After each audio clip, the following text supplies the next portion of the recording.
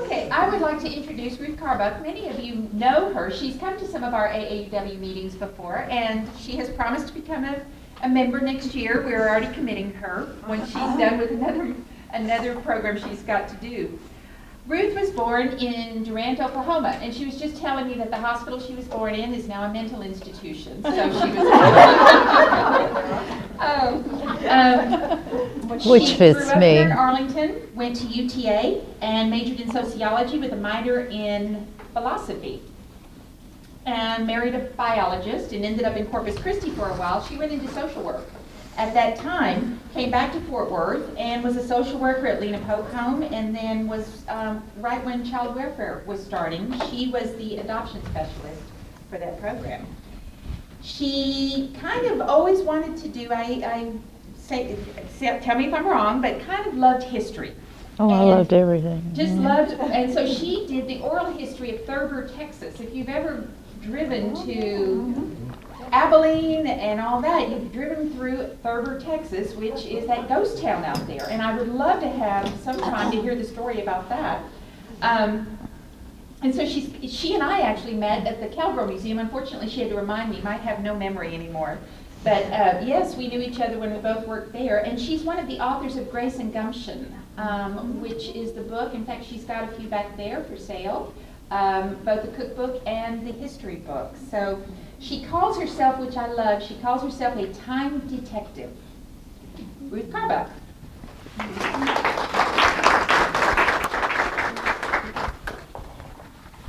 Thank you, Susan. I am excited. My neighbor that I love, who lives across the street, Lane, is here tonight. And I do know a lot of you, but I'm a little worried because a really close friend of mine, who actually is vice president under me in a club, B.J. Hoskins, isn't here. And I'm wondering why. Maybe I need to work more on my presentations or something. But anyways, in the last quarter of the 19th century, Fort Worth actually was a relatively congenial environment for medical women. Its network of railroads attracted manufacturing concerns and a variety of businesses that served area farmers and, of course, all those cattlemen to the west of us. With the railroads came an influx of people from the north and the east and Canada. And this created a much more vigorous mix and variety of people with progressive ideas than our nearby neighbor 33 miles away, which was mainly Southern in its influence. You'll see the importance of that later. Fort Worth's first woman physician, Julia Brady, a homeopath, arrived in the city in 1881. And Eleanor Captola, I love her name, Eleanor Captola, nicknamed Cap, Reed was its first woman allopath. That's what we call an MD today. And she was here by 1887. Are you all surprised by all this already? Yeah. In the 1890s, 8% of the physicians in the city were women. And I want you to know that was a higher rate than Chicago, New York, Philadelphia, and Los Angeles, and any other city in Texas. Excuse me. Further, the initial class of the medical department of Fort Worth University included Daisy Emery, who in 1897 was the first woman to graduate from a Texas medical school. Fort Worth's first woman dentist, Carrie Marston Stewart, opened her dental practice here in 1894. She was only one of the 5 identified 19th century Texas women dentists. She was the only one who earned a DDS degree. In the early history of Fort Worth medical women, Ellen Lawson Debs, MD, Carrie Stewart, later Gibson, DDS, and May Owen, pathologists, stand out as contributors to the field of medicine. Each has a compelling backstory, as you can imagine, because unconventional women usually do, and face definite challenges in becoming a successful practitioner. On December 1, 1886, a determined Ellen Lawson Des, with her 4 young daughters, boarded the train from St. Louis to return to Sulphur Springs, Texas. She knew that her intent to divorce Joseph Wilkes Debs, it's D-A-B-B-S, by the way, Debs, would significantly change her life and the lives of her daughters. She was unaware, though, that her unconventional decision to study medicine as a single parent with 4 children would be life-altering to the extent that she became a political activist and an early leader in the women's movement in Texas. Upon her return with her children to Sulphur Springs, Ellen Debs immediately filed for divorce on the grounds of cruelty. Her husband beat her. It's really what it is. It was a case of spousal abuse. Her 2 living brothers, an attorney and a medical student, sold their inherited sections of the family farm for a token amount to help their sister have a long-term income for herself and her daughters. Though the brothers supported the divorce action, they questioned Ellen's plan to become a physician. Undeterred, their sister pursued her study of medicine with Dr. Edwin Beckton, a recent president of the Texas Medical Association. Armed with 1 year of credit toward a medical degree from her study with that doctor, 34-year-old Ellen Debs applied for admission to out-of-state medical schools since no Texas college admitted women medical students. After several rejections by Southern schools because of her gender, she was accepted at the Coeducational College for Physicians and Surgeons in Iowa. In the fall of 1888, she moved with her 4 young daughters, ages 2 through 9, to Keokuk to complete the remaining 2 years required for a medical degree. I bet Betty's heard a lot of this before. You've been a very good helper to me. When the College for Physicians and Surgeons temporarily closed in 1889 for reorganization, Ellen saw an opportunity to supplement her studies, and she enrolled at the coeducational Newland School of Midwifery in St. Louis. She actually had experience in their lying-in institute with delivering children. And in effect, she arranged her own internship to overcome the lack of hospitals open to women doctors. Ellen Lawson Des graduated from the Keokuk School in February 1890. She selected Dallas, the most populous city in Texas at the time, to establish her first medical practice. And after all, it had the highest property valuation in the state. And she moved there with her 4 children in March of 1890 and placed a newspaper ad listing her specialty in women's diseases.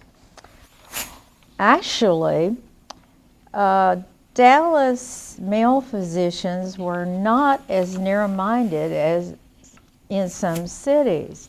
They actually had admitted Dr. Grace Danforth to their society's membership in 1888, and a Dallas editor of the Texas Medical Courier praised Dr. Debs highly and especially about her intelligence and knowledge.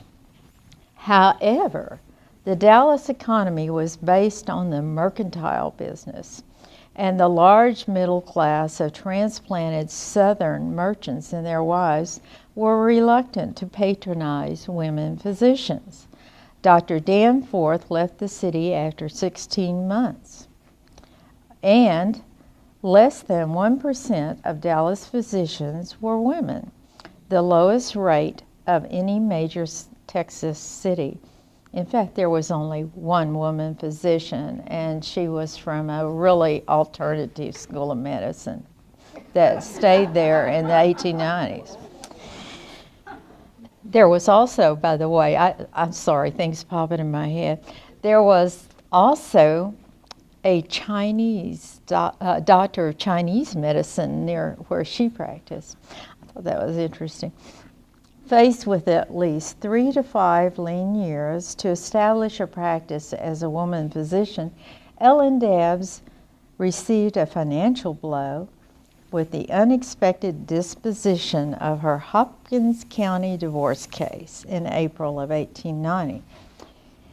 Judge Terhune dismissed the case due to her own non-appearance.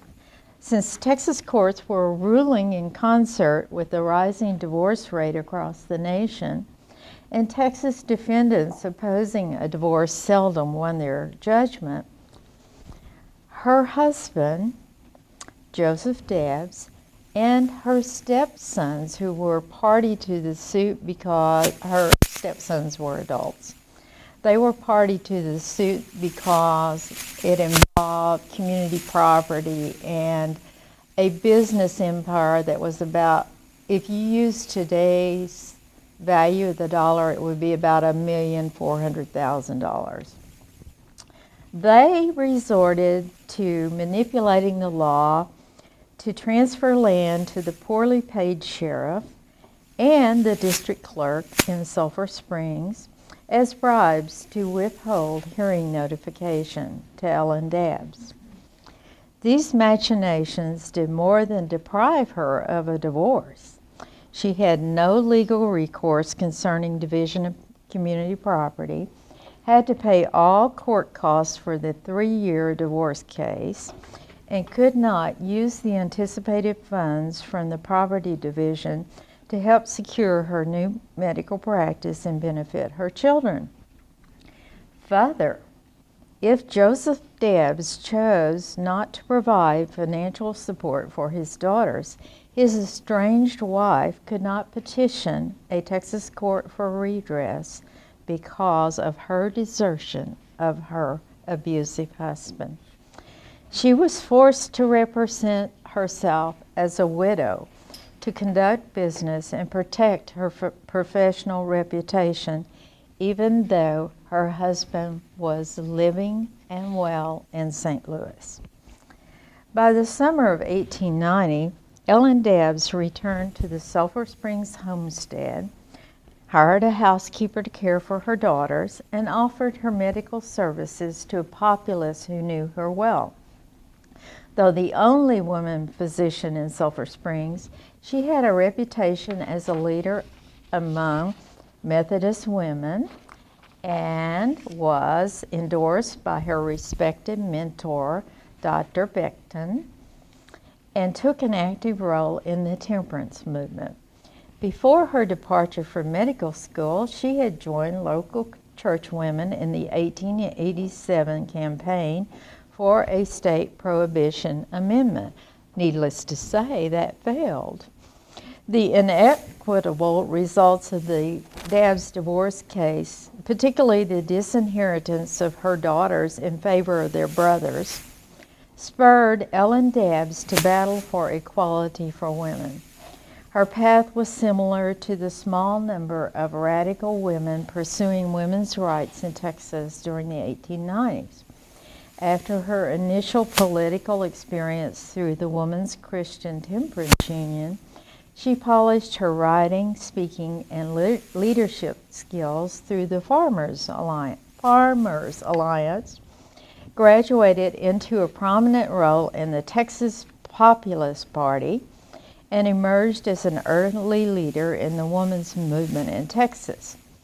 Most of what I will tell you now will be around her medical career, but I kind of have to get you to Fort Worth and her.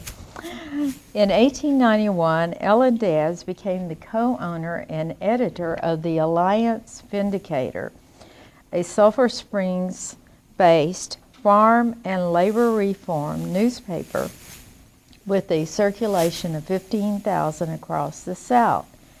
But the violent death of Alliance Vindicator editor Everett Moore in a downtown shootout 5 months later precipitated Dr. Debs' sale of her interest in the newspaper and relocation with her daughters to Fort Worth in November 1891.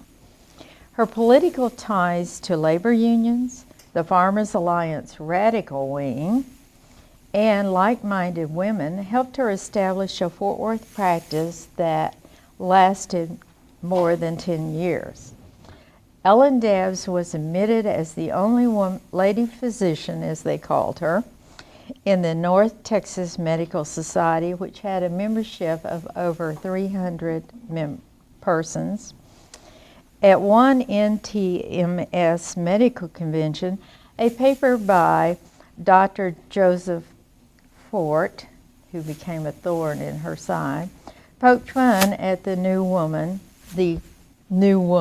era's new woman, and Dr. Debs was, as the Dallas Morning News said, distinctly in favor of the real new woman, a different creature from that drawn by Dr. Fort, end quote. Ellen Debs served on the Committee for Obstetrics and Gynecology and presented topics at the group's biennial meetings. Her paper on early childhood diabetes anticipated by over 100 years the connection between premature introduction of sweetened cereal in the diets of infants and the early onset of the disease. Ellen Debs' speech on syphilis, this got sexy like my last talk, didn't it, Bob? On syphilis, presented at the 1895 NTMS convention and published in the Texas Courier Record, stirred up controversy among Texas male physicians. Dr. Debs blamed the double standard for the social disease. She noted that gentlewomen were unhappily married to men who frequented both, quote, church and saloon, parlor and bawdy house, end quote. Ellen Debs advocated purity, that is, abstinence and sex within marriage only for males as well as females to curb syphilis.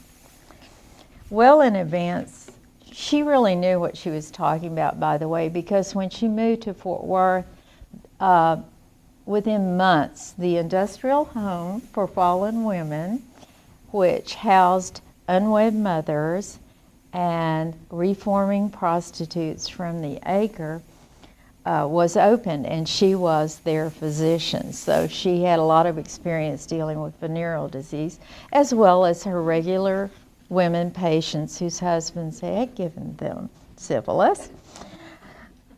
So she advocated purity.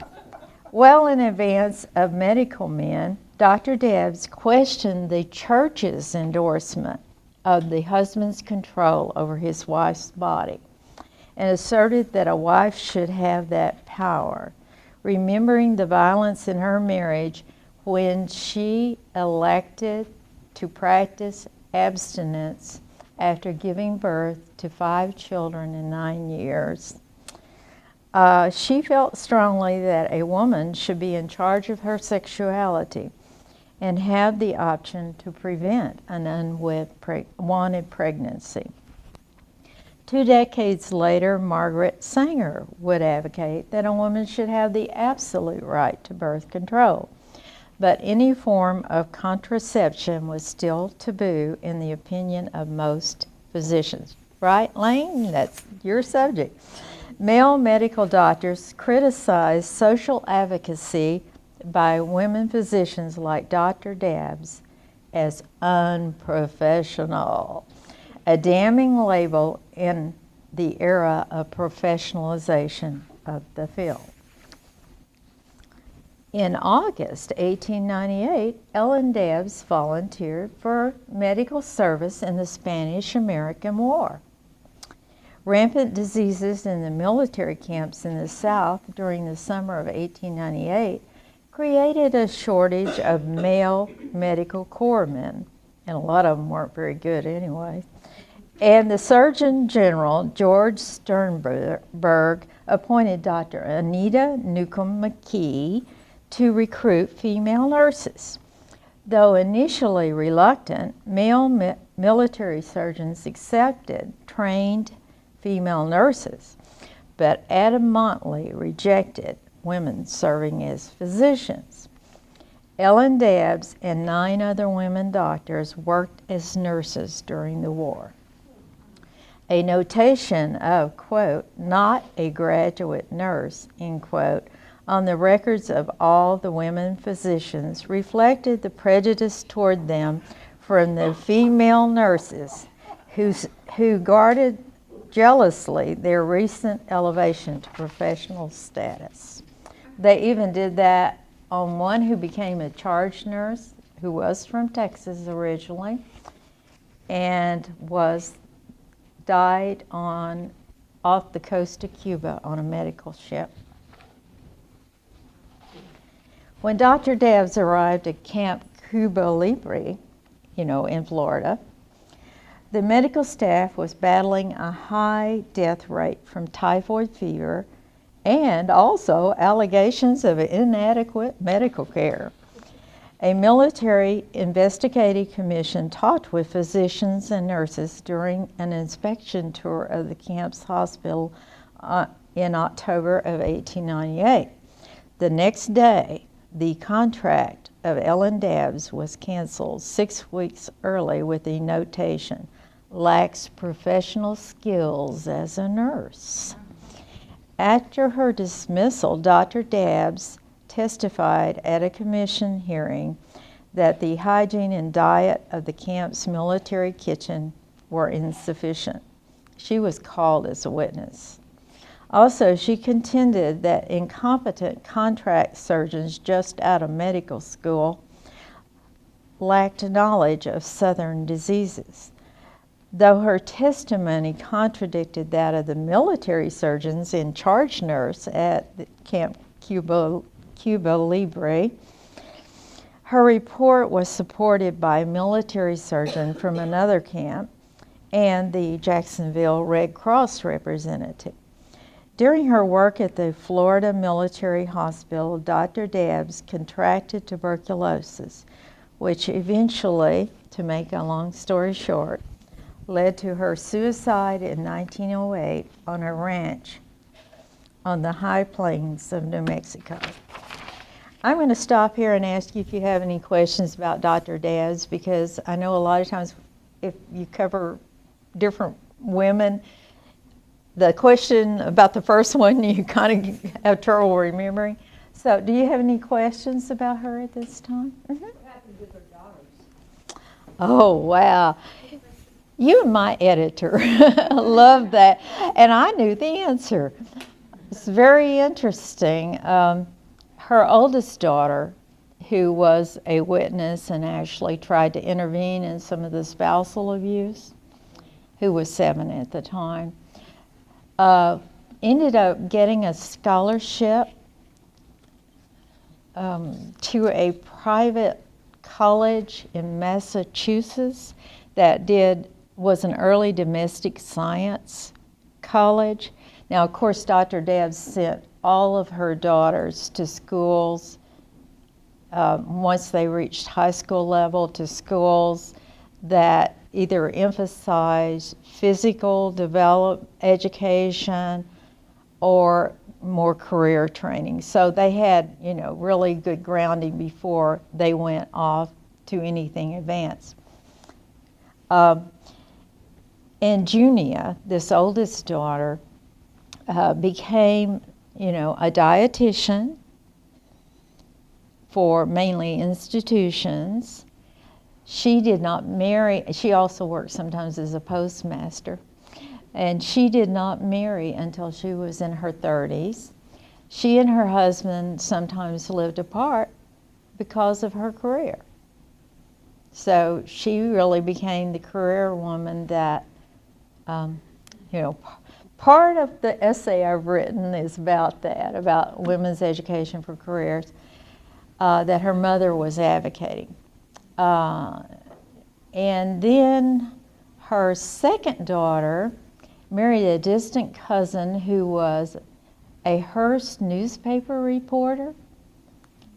He was in Chicago at the time, but he met her at St. Louis when she and her youngest sister were dancing, believe it or not, in the World's Fair. But anyways, and that marriage ended in a real mess because the husband, they relocated like all the family did after Dr. Debs' death. All of them ended up in Los Angeles, including the 2 surviving stepsons and her husband, who lived to a ripe old age in his 80s and died in the 1920s. But anyways, her second daughter's marriage ended when her husband was sent to cover Pancho Villa's out of their the El Paso AP office. And in the meantime, he met a cute nurse in New Mexico and married her, even though he was already married. So that ended because of bigamy. And they had 3 children that he never supported. Dr. Des probably rolled over in her grave. And then the next daughter, the third daughter, married a park ranger in the national park in Oklahoma. And this ranger went on to become the head ranger of Yosemite. And of course, there was a lot of isolation for the family at that time, and she often lived in town during school sessions for their 4 children. They, according to a descendant of the second daughter, one of the reasons she divorced him, one of the main reasons, was that he insisted on not using any form of birth control, meaning he didn't want to use a condom. And when she became pregnant with additional children, he demanded that she have abortions. She died fairly young, but it was because she had pernicious anemia, which was probably not really, So that was also, she's still rolling in the grave, isn't she? The youngest daughter was she was more of a singer, and her mother actually was a teacher for 7 years before she married and taught music and the sciences. So she really cultivated the youngest daughter's voice. And that daughter went to work for the Beggar Prince Opera Company in St. Louis. It was like, a touring company. Eventually, in Los Angeles, she was with a vaudeville comedy troupe, and she met a stage manager and married him. Never had any children, but was happily married. So that's what happened to the daughters. That was a long story. You got an answer. I do have a chapter on Dr. Debs that's subtitled Waving the Equal Rights Banner, that's in an anthology called Texas Women, American Women, that's due out next year from the University of Georgia Press from their series on Southern women's history. Any other questions, or are you afraid to ask them after that one? Yes? Was Dr. Debs' death related, the suicide related to her health? Yes, very much so. She was in an advanced stage of tuberculosis, and I know a few of us are old enough to have at least been around a few people who were put into sanitariums when we were young. But actually, what happens, boy, I read 3 different books on the history of tuberculosis before I finally found one by a doctor who would tell what happens. And what happens when you're in that final stage, you have massive hemorrhaging, and you literally bleed to death. And it's very devastating to your family as well as you. Now, she was in New Mexico because of the climate, and in Logan, outside of Logan, north of Tucumcari. But actually her daughters came in by railroad, all 4 daughters, and she did tell them each one goodbye. Then she used chloroform for her suicide. And one of the interesting things I learned from this is that euthanasia was much, much more common in medical practice up until probably the 1930s, and especially after all these life extension machines came around. And chloroform in the 19th century was the favored euthanizing drug. Mm-hmm. Is that because it was considered a mercy? Yes. In other words, there was nothing more the medical profession could do, and Mm-hmm. it would just prolong the misery of the Exactly. And the misery of the family. Something to think about, isn't it? Anyways, any other questions? You all have such great questions. I knew you would. Okay, well, we'll go on to the dentist. Carrie Marston Stewart was a premature baby born in 1872 who only survived because of the attentions of her physician father. The family also owned 2 nurseries in Macon, Missouri. The parents divorced in 1876. And the judge awarded custody of Carrie to her father and custody of her younger sister Grace to her mother. A decision that was to haunt the sisters and cause problems in the family for the remainder of their lives. Dr. Stewart didn't like this decision, so he just fled Macon with his young daughters after a writ of habeas corpus was issued for Grace's surrender to her mother's care.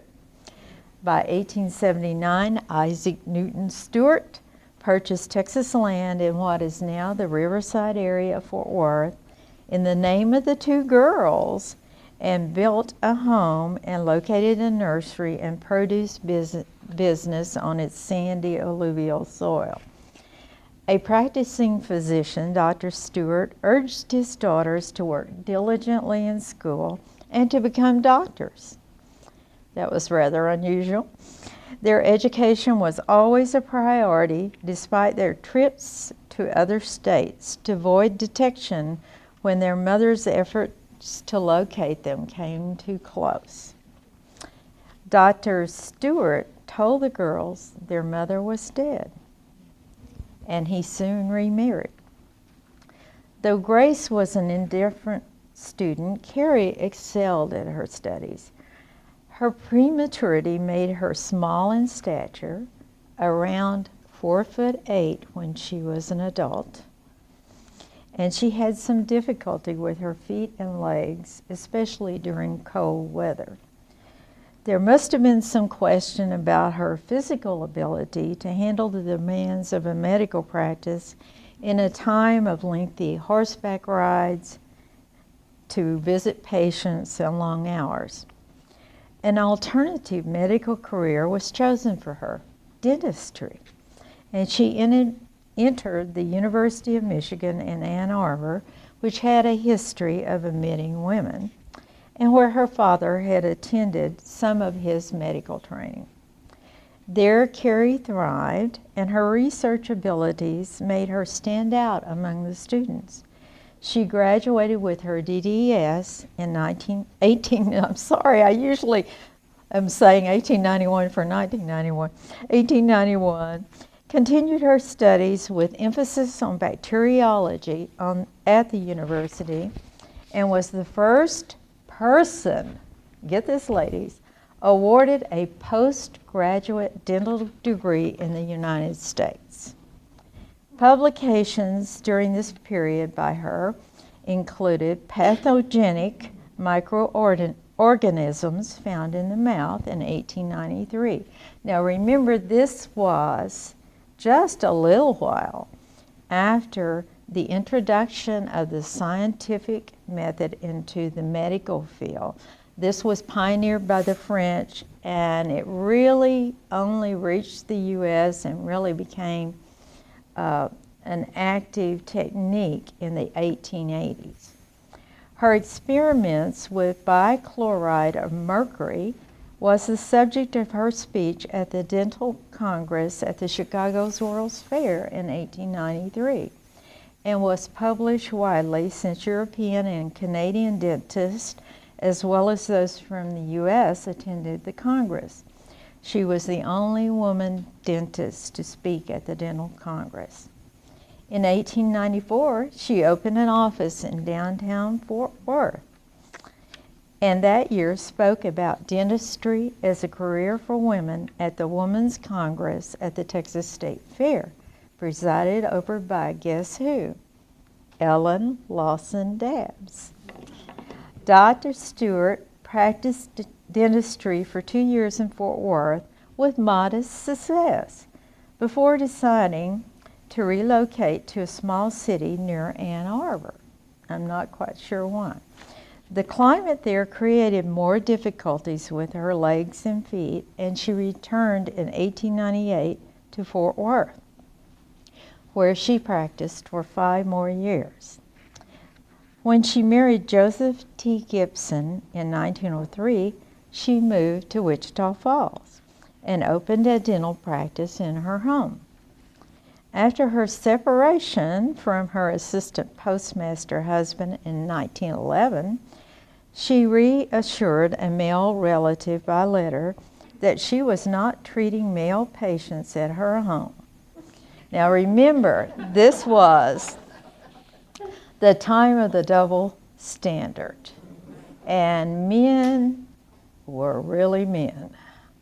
And later opened an office in downtown Wichita Falls. Eventually, the childless couple divorced in 1917.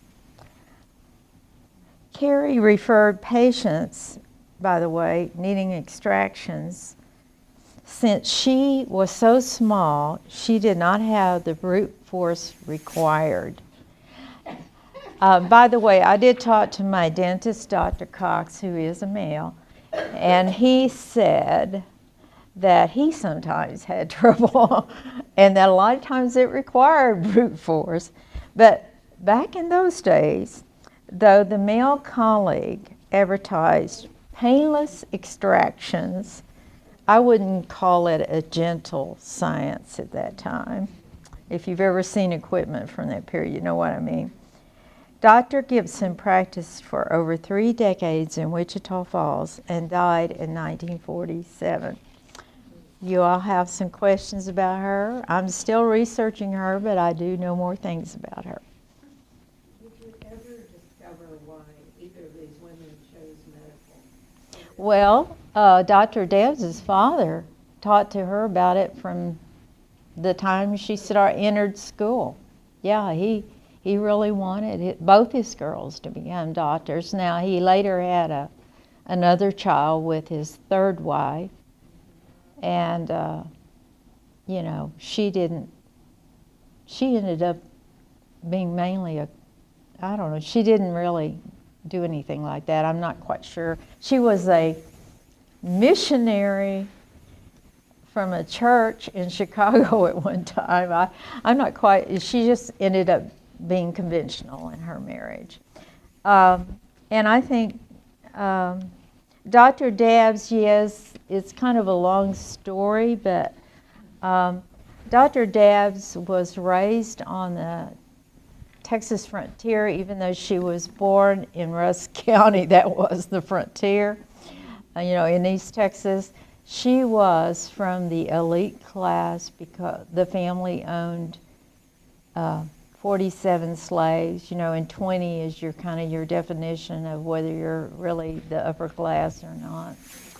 And she was reared on the plantation, but she was the only child and had a lot of brothers, competed with them.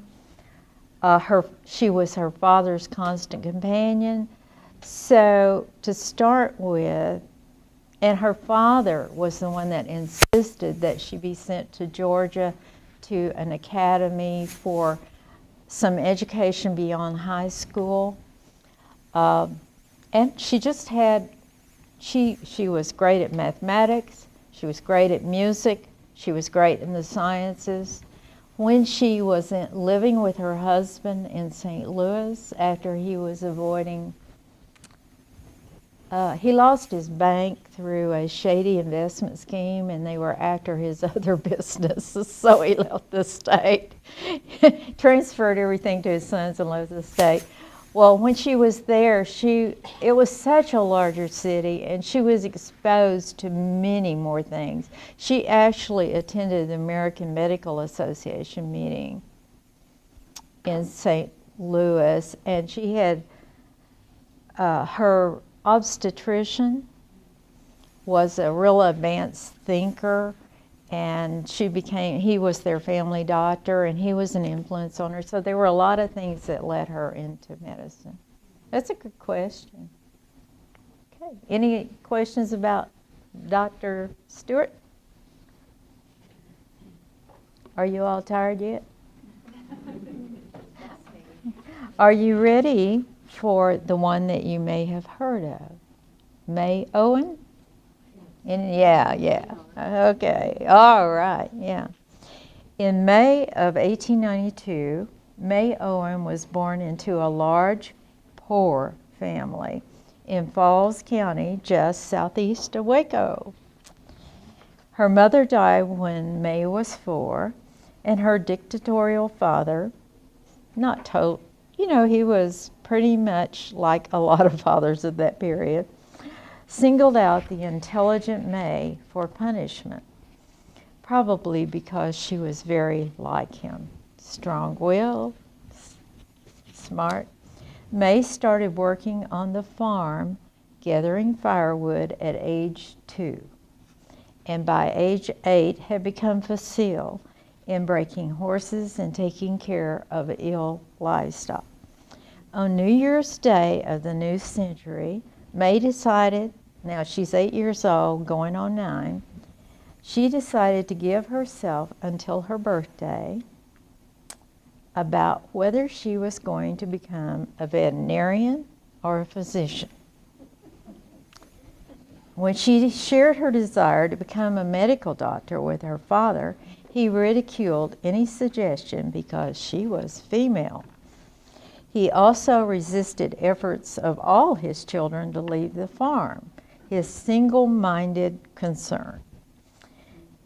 Fortunately for May, her oldest brother left anyways and went to the Colorado copper mines.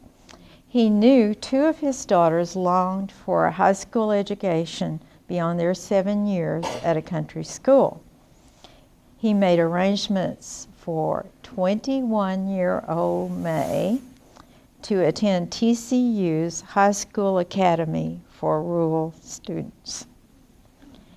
As was her lifelong pattern, May lived frugally.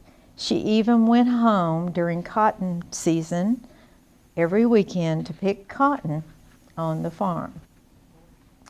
A top student at every school she ever attended, May's hard work and intelligence resulted in a small scholarship for a university education at TCU. And by her final year there, she was hired to be a messenger and care for animals at the Tarrant laboratories. Is this all familiar? No? Okay. Dr. Truman Thurman not only taught her to be a laboratory assistant, but soon he and his wife provided a home for May. After her college graduation in the spring of 1917, Her dream of becoming a physician seemed a reality when she entered Fort Worth Medical School. I'm not finding this in anybody else's research, so this is kind of new information, which had become a department at TCU when, remember Fort Worth University that graduated that woman? Well, that university moved to Oklahoma City. But almost immediately, May's plans were shattered when the financially strapped medical school suddenly merged with Baylor School of Medicine in Dallas. Apparently, May must have not been an acceptable candidate for admission to the Baylor School, even though they had admitted a few women for a decade. May Owen decided she would just go down an alphabetical list of medical schools and apply. Discouraged at midpoint on the list by her rejection letters, she decided that she would go for what she thought of as second best, and she applied at an out-of-state nursing school, which rejected her because, you'll love this, her lack of interest outside the medical field. She was too dedicated a student. Eventually, she got to the ends, and the Nashville School of Medicine did accept her as a member of their class that should graduate in 1921. Unknown to the naive Mayo, and let me tell you, she remained a country girl up to that point. She was the only woman in that class, and all of the males, with the exception of the one African American man, went to the dean to protest her admission. Through her diligent work and serving as a lookout for the freshmen while they played craps in the classroom, she won the men over. She didn't gamble, though. At 30 years old, May Owen received her medical degree and returned to work as a pathologist at the Tarrant Laboratory. Now, Tarrant Laboratory not only worked for doctors in the area and sometimes hospitals, they also were the official rabies testing site, and they did autopsies for county and the city and that kind of thing.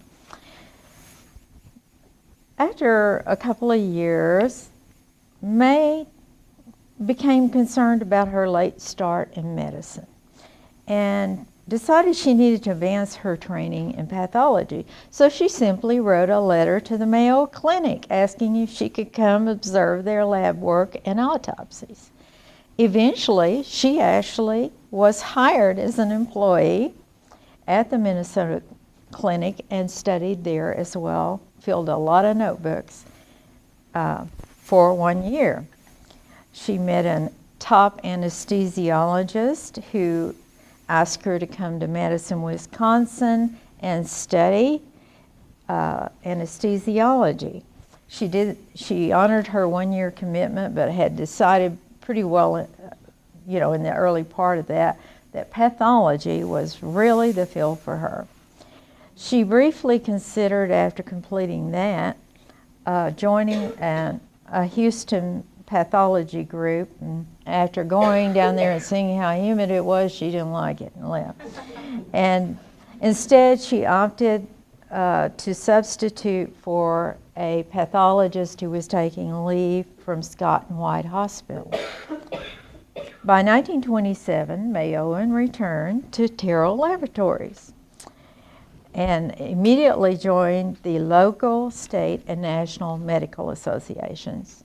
She published her research on basal cell carcinoma that she gathered during her 1 year at the Mayo Clinic, and also a paper on lab technique to identify specific febrile diseases.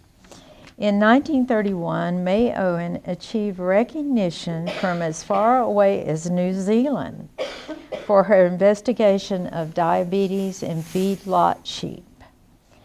The medical profession, by the time of the Depression, the medical profession was really struggling, which meant Terrell Laboratories was having a really down time. And the almost notoriously tight-fisted May Owen, like when she was in college and had so little money, she saved 90% of her income. The notoriously tight-fisted May Owen lost all of her life savings in a bank failure here in Fort Worth in 1935. She opted for more secure employment for 1 year that would also advance her medical knowledge. Does anybody know what she did? She joined the Medical Examiner's Department of New York City. And though she performed her autopsies at Bellevue Hospital, she accompanied the ambulance crew to pick up bodies on site. So she might have gotten into some early CSI work, I don't know. By 1936, May Owen made her most significant discovery after 1 year of experimentation at the Terrell Laboratories. Her finding that talcum powder used on surgical gloves caused scar tissue and internal infections changed surgical procedures across the United States. Reporters plagued her for an interview, and the modest Dr. Owen was mainly concerned that they not interfere with her work, which she did not do, and that they presented her as a physician who was a woman, not a woman physician. TCU awarded her an honorary doctorate of science for the revolutionary discovery about the surgical problem. She went on to investigate chloromethylene poisoning in cattle in the 1950s, and this is kind of curious, and was awarded the Gold-Headed Cane Award from the Tarrant County Medical Society for her work on the cattle, and recognized by the American Veterinary Medical Association. In her early years, Dr. May Owen was mainly focused on research and establishing her professional reputation and dealing with opposition to her as a woman physician by studying harder and pursuing more experience and education than her male counterparts. She credited the Depression era with some broadening of the acceptance of women physicians.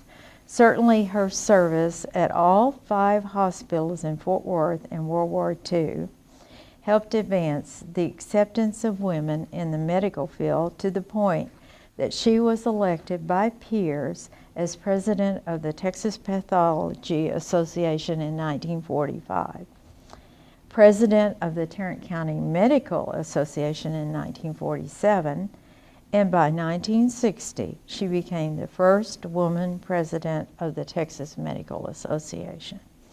Because of her own financial struggles to gain career education, Dr. May Owen established scholarship and financial assistance funds through an irrevocable trust and led each medical society she headed to set up scholarship programs.